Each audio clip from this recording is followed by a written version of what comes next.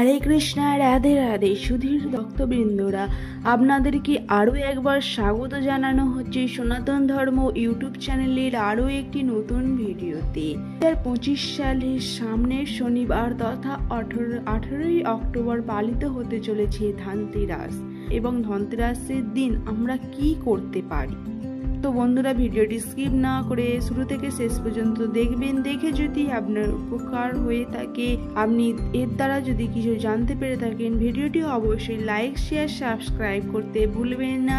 তো ধনতেরাস কি জন্য পালন করা হয়? ধনতেরাসে মূলত ধন্বন্তরী ও দেবী লক্ষ্মীর আরাধনা করা হয়ে থাকে। ধনতেরাসীতে তথা ধনতেরাসে আমাদের বিশেষভাবে যেটি মনে রাখতে হবে সেটি হলো যে এই ধনতেরাসের দিন আমাদের কি কি কাজ করতে হবে এবং কি কি কাজ থেকে আমাদের বঞ্চিত থাকতে হবে। বিশেষ করে কি কি জিনিস কাউকে দেয়া যাবে না, আর কি কি জিনিস আমাদেরকে এই দিক ক্রয় করতে হবে বা বাড়িতে তার আগমন ঘটাতে হবে। তো চলুন বন্ধুরা, এক নজরে দেখে নেওয়া যাক।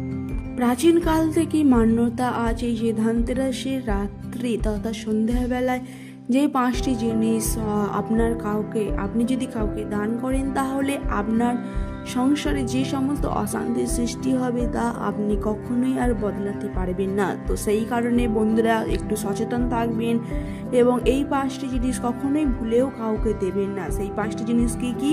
প্রথম হলো ধন। এই ধনতেরাসের দিনে আপনি কাউকে ধার দেবেন না, যেহেতু এই দিন ধনতেরাস মানুষ অর্থ উপার্জন করে বা কিছু না কিছু ঘরে আগমন করে। এই দিন আপনি অর্থ ধার দিলে মনে করা হয় আপনার বাড়ির লক্ষ্মী আপনি অন্যের হাতে সমর্পণ করছেন। দ্বিতীয় জিনিসটি হলো চিনি।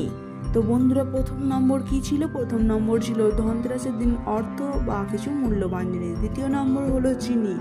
এর কারণ হলো মনে করা হয় যে দেবী লক্ষ্মীর প্রিয় ফল হিসাবে ধরা হয়ে থাকে ইক্ষু। তো যেহেতু ইক্ষু দ্বারাই চিনি উৎপাদন করা হয়, সেই কারণে চিনি কাউকে এই দিন দান করবেন না। তৃতীয় যেই জিনিসটি হলো সেটি হলো লবণ। যেহেতু প্রাচীন শাস্ত্র অনুযায়ী মনে করা হয় দেবী লক্ষ্মীর নিবাসস্থল হলো ক্ষীরসাগর তথা সমুদ্র, আর এই লবণ উৎপাদন হয় সমুদ্র থেকে। সেই কারণে ধনতেরাসের দিন সন্ধেবেলার পর আপনার রান্নাঘর থেকে লবণ কাউকে দান করবেন না। এরপর চতুর্থ জিনিস সেটি হলো দুধ, দই, তেল সহ সুতার মতো এই সমস্ত পণ্যগুলিও আপনি কাউকে ধনতেরাসের দিন দেবেন না। তো বন্ধুরা, এই ছিল ধনতেরাসের দিন আপনি কি করবেন না, অর্থাৎ কি করলে আপনার ধন সম্পত্তি আপনার থেকে অন্য কারোর হাতে চলে যাবে। তো এইবার রইল যে ধনতেরাসের দিন আপনি কি করবেন।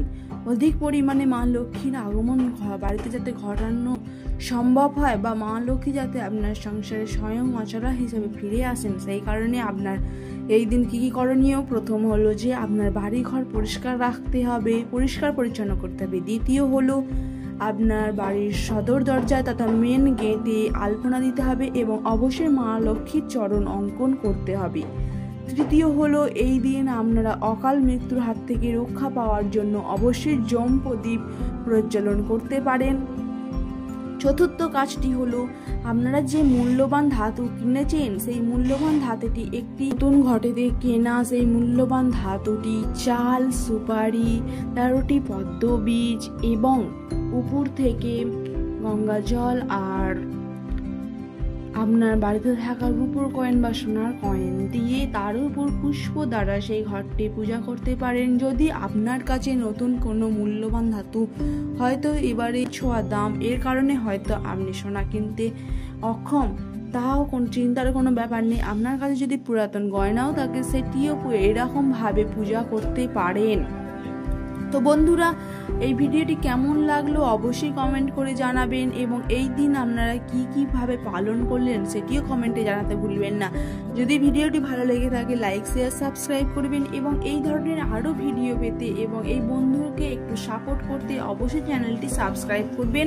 সনাতন ধর্ম ইউটিউব চ্যানেলের উপর প্রতিনিয়ত নজর রাখবেন যাতে এই ধরনের ভিডিও যদি আপলোড করা হয় সর্বপ্রথম সেটি আপনার কাছে পৌঁছাতে পারে এবং এই লাভ উঠাতে পারেন। তো আজকের মতো এতটুকুই বন্ধুরা, দেখা হচ্ছে অন্য কোনো এক ভিডিওতে।